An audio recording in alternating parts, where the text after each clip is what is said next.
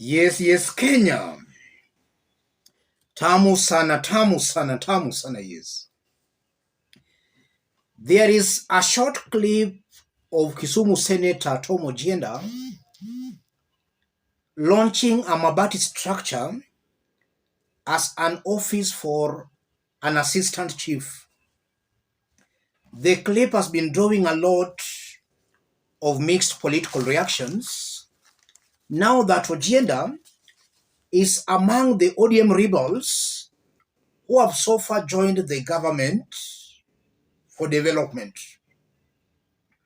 Have a look at this clip before we continue. Yes. What's happening here, ladies and gentlemen? Seeing the senator launching that MABATI structure, I'm seeing the kind of development this senator has been talking about that took him to State House. Because I've never seen this senator launching any meaningful project in Kisumu, this is probably the first kind of maybe a development he's launching. You are seeing own stomachs taking them to State House. And then something also coming out very clearly. You are just seeing the kind of stupidity, how William Ruto and his government are playing on the psychology of these leaders. You are now being cheated that you have the ability to even launch a chief's or assistant chief's office, while in actual sense, you are just being used. They are just fattening your ego for slaughter. You're just being fattened for slaughter. And it's incumbent upon some of these opposition members of parliament to be very, very keen, because such acts, in my honest opinion, are just making them more unpopular on the ground. They have to be very, very careful about this government, or they have to be very careful with this government. If they are not very careful, they are going to find themselves between a rock and a very hard place. Like now, just Ojienda has found himself in such a situation. Having looked at that incident, it's now coming out very clearly that this is a man whose main interest in politics was not to serve the people. Because I honestly believe that a whole senator, cannot launch a MABATI structure. That should be even the work of maybe somebody very junior, not a senator. And there was a research that was conducted today, or rather was released and reported today by Radio Jambo, where they ranked some performing leaders. And you are seeing that Babu Owino, Lilian Gogo are being ranked highly amongst, or rather in the Luo nation, as leaders who are really performing. If you look at the rebels who joined Ruto's team, none of them is even featuring in that list. Babu Owino, we know, is an ardent opposition leader. Same to Lilian Gogo, Rangwe member of parliament. While the ones we saw at State House drinking some tea, they are nowhere to be seen in the performance list.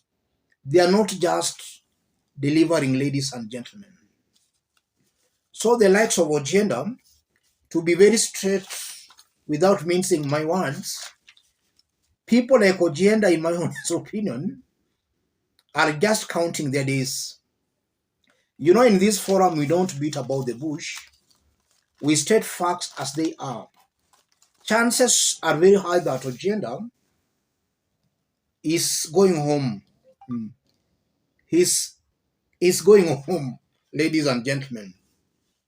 As I conclude, if you look at last year's election, presidential, parliamentary, and for these lower seats, especially in ODM strongholds, people like Ojienda were elected simply because they were in the right party. That is the main reason why they were elected. And even as I talk, you are just seeing that this is a man who has, as time goes by, he's becoming more and more unpopular. In fact, if an election was to be done today, just as I've explained, then Ojienda and his team, they will come to that conclusion, and rather Ojienda and his team will come to that realization that they were simply elected because they were in the right party. They were not elected for anything.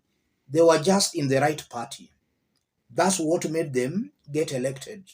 If they could have contested as independent candidates, we could have given them some benefits of doubt.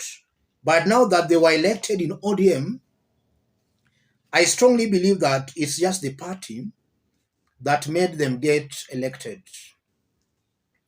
Let's meet in our next analysis. Let me leave you with that short clip.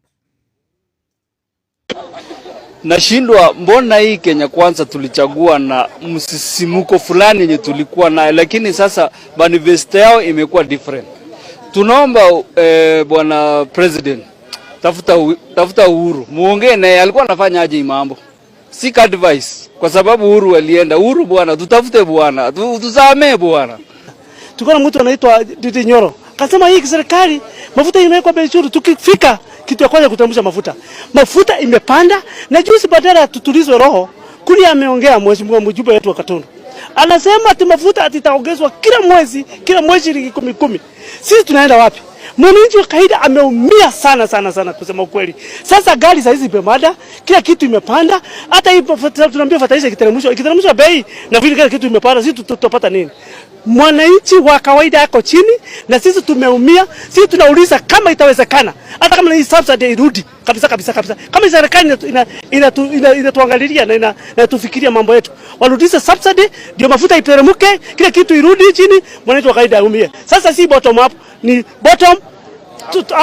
Hata tumeumia, hata tujui tutasema nini, na tuliambiwa ni bottom up. Remind William Ruto one thing: we elected him purposely, not because he was special than all the other candidates. We elected him because of his agendas that he had for the hustlers. Ajua sisi bado ni wale mahasla tu, hatujapata pesa. So asidhani na akipandisha bei ya mafuta na nyanyaza matajiri ama nini. Sisi ni bado ni mahaslas. In as much as hatuna magari, tuko na mapikipiki. Hii a reshuffle of the cabinet. A reshuffle. Mimi sioni mtu mwenye ako na akili kwa hii cabinet yake. The only person mwenye ni kama ako na akili si mbaya sana ni Kithure Kindiki. At least he is doing, we are seeing what he is doing. Lakini hizi zingine hizi hakuna mtu ako serious. Moses Kuria mtu tu anatoka tu bana kwenda studio na kuongea nonsense.